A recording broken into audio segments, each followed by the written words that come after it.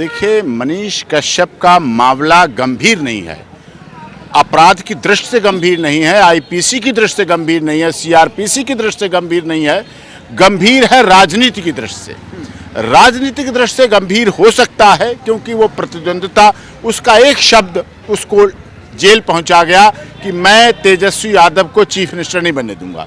ये शब्द ही सरकार को हिला गया, नहीं बनने दूंगा। तो ये शब्द उसके पत्रकार के मुंह से ऐसा नहीं निकलना चाहिए।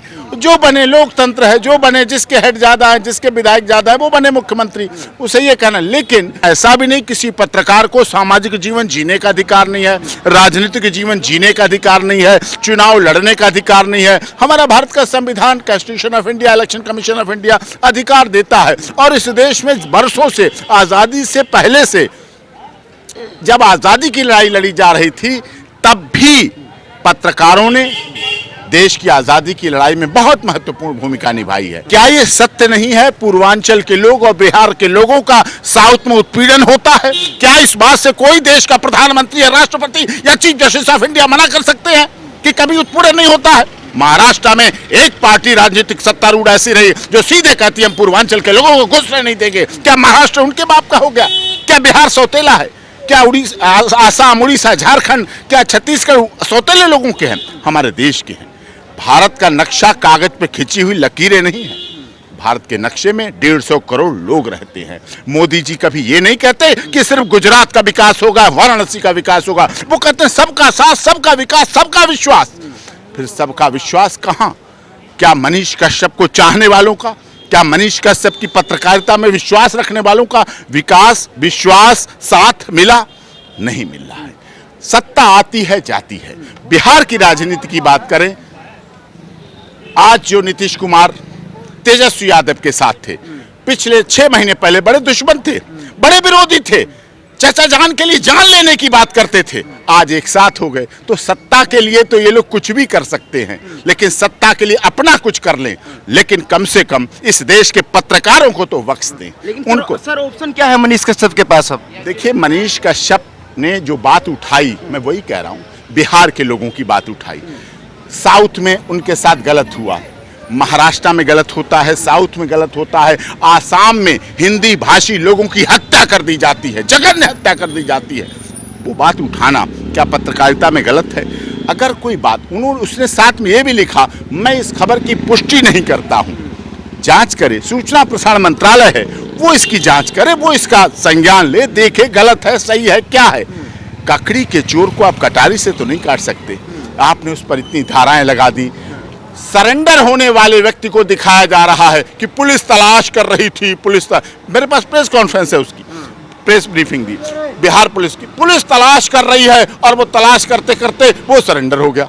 तो इसका मतलब क्या हुआ? वो तो अपने को आत्मसमर्पण किया है, सरेंडर किया है। वो कानून में विश्वास करता है, पत्रकार है, न्यायपालिका में विश्वास करता है, न्याय में विश्वास करता है, अदालत में विश्वास करता है, अदालत के सिस्टम पर विश्वास करता है। तो आप उसको तो ऐसा नहीं कर सकते। लेकिन माननीय अदालत पर हमें पूरा भरोसा है, और माननीय अदालत ने 1 हफ्ते का रिमांड मांगा।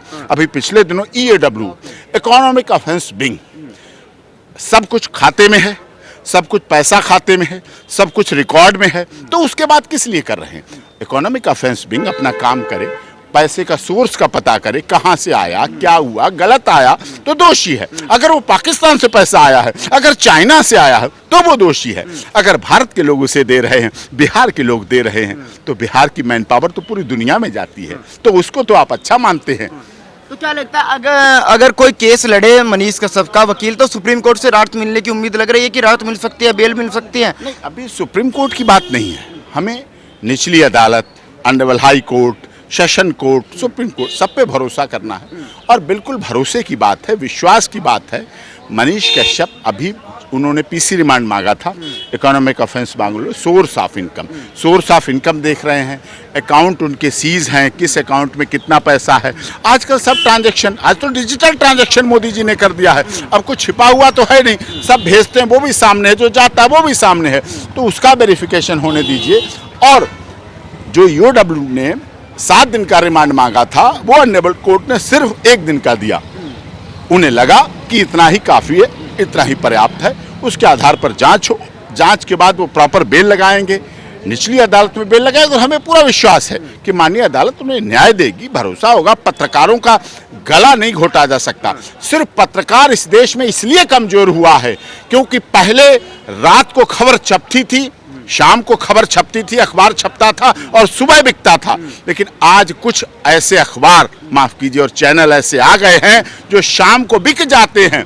पहले खबर बिक जाती है, फिर सुबह को अखबार बिकता है जाके। खबर बिकना नहीं चाहिए। अगर खबर सच्ची है, अगर पत्रकार इस देश का निडर है, निर्भीक है, निष्पक्ष है, तो उसकी पत्रकारिता बुलंद रहनी चाहिए। उसके पत्रकारिता पर कोई आंच नहीं आनी चाहिए। अगर कहीं उसकी आंच आएगी तो हम लोग यहाँ apex court, supreme court of India में वकालत करते हैं। हम उसके अधिकारों के लिए पूरे देश में इस बात को लड़ाई लड़ेंगे। मनीष कश्यप ने तमिलनाडु में जाके आवाज उठाई तो उसके बाद तेजस्वी यादव कहते हैं कि भाई जो दो राज्य है, जो मनीष यादव ने खबर चलाई, उससे टकराव उत्पन्न हो सकता था। लेकिन कल तेजस्वी यादव का बयान आता है, वो कहते हैं कि जितने भी गुजराती है वो सबके सब ठग है। तो फिर तो एफआईआर तेजस्वी यादव पे भी बनती है। आपको नहीं लगता जो बिहार के डीजीपी है तेजस्वी यादव पे एफआईआर होनी चाहिए? तेजस्वी यादव के खिलाफ एफआईआर होने के लिए डीजीपी बिहार को सोचना पड़ेगा, गृह मंत्री जी को सोचना पड़ेगा, आगे 2024 का आने वाले चुनाव के लिए सोचना पड़ेगा, बहुत बिसात लगानी पड़ेगी। कब लालू यादव को छोड़ना है, कब लालू यादव को अंदर करना है, कब सीबीआई भेजनी, कब ईडी भेजनी है, बहुत कुछ करना पड़ता है। और आम आदमी के साथ कभी उसे गिरफ्तार कर लो, कभी जेल भेज दो, कभी पीसी रिमांड ले लो, कभी कुछ कर दो, उस पर कोई फर्क पड़ता नहीं है। समस्या ये है। लेकिन देश की पत्रकार परिषद, supreme court of India, honourable high court, मैंने तो कहा है, पटना हाई कोर्ट पर से सो मोटो लेना चाहिए, संज्ञान लेना चाहिए कि हमारे प्रदेश के पत्रकारों के साथ अगर गलत होता है। आपको याद होगा जब कोरोना काल चल रहा था, देश के पत्रकार खबरें दिखा रहे थे, वो खबरें सरकार के खिलाफ थी, स्वास्थ्य विभाग के खिलाफ थी, पुलिस के खिलाफ थी, तो सब एफआईआर करने लगे। पुलिस के हाथ में एफआईआर करना है, वो जिसको चाहे बंद कर दे। सैकड़ों पत्रकारों के खिलाफ इस तरह की आवाज एफआईआर दर्ज की। हमने माननीय सर्वोच्च न्यायालय में आवाज उठाई, चीफ जस्टिस ऑफ इंडिया को मेंशन किया है मामला, तो उन्होंने सीधा स्टैंडिंग ऑर्डर पास किया सारे देश के डीजीपी को कि कोरोना काल में किसी भी पत्रकार के खिलाफ कोई भी एफआईआर हुई है, सब क्वैश होंगी, सब खत्म होंगी। और वो ऑर्डर मैंने सर्कुलेट करा था सारे डीजीपीज को, क्योंकि तब वो हुआ जाके, क्योंकि पत्रकार दिखाएगा कि एम्बुलेंस में मर रहा है व्यक्ति, पत्रकार दिखाएगा सड़क पे व्यक्ति मर रहा है, तो उसको न दिखाया जाए। पुलिस कहती नहीं दिखाओ, डॉक्टर कहते नहीं दिखाओ, सरकार कहती मेरी सरकार मत दिखाओ, बिहार में मत दिखाओ, उत्तर प्रदेश दिखाओ जाके। योगी क्या कहे, योगी जी कहते यहाँ मत दिखाओ, दिल्ली दिखाओ जाके, दिल्ली केजरीवाल कहते यहाँ मत दिखाओ, हरियाणा दिखाओ जाके, खट्टर दिखाओ। आपको बताऊं, जैसे कि डेड बॉडी नाले से निकलती है ना, जब नाले में बह रही होती है तो एसएचओ उस नाले वाले जुरिडिक्शन को पता चलता है कि डेड बॉडी इधर आ रही है, वो कहता है आगे बढ़ा दे, इस डेड बॉडी को आगे बढ़ा दे, अपने इलाके से हटा दे, दूर हटा दे। दूसरा सोचता मेरे में आगे और आगे बढ़ा दे, और आगे बढ़ा दे। उस डेड बॉडी की शिनाख्त करना, अपराधी को पकड़ना, मुलजिम को पकड़ना, वो किसका बेटा है, किसका बाप है, किसका भतीजा है, किसका चाचा है, ये जानने का प्रयास इस देश का सिस्टम नहीं करता है, सरकार नहीं करती है, और वो आगे आगे बढ़ाते रहो। तो इस तरह से अपने जिम्मेदारी को दूसरे पर डालना, दूसरे पर थोपना, अपने से हटाना, इससे देश का विकास नहीं होता है। इससे मोदी जी का नारा सबका साथ, सबका विकास, सबका विश्वास अफेक्ट करता है।